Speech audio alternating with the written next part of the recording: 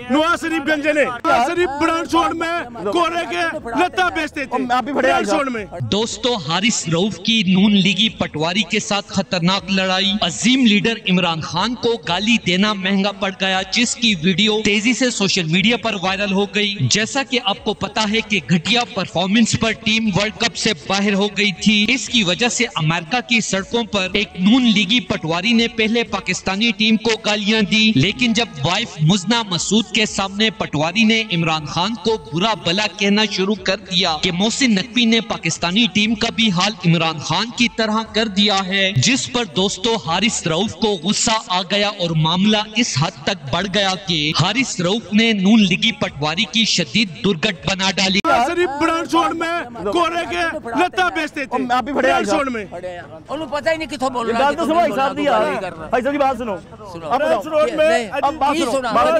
लत्ते बेच रहे थे। अभी अर्का इतने पैसे कहाँ बेच चुके? तुम्हारा खून चूसा है, मेरा खून क्यों चूसा है? नवाज शरीफ गंजे ने।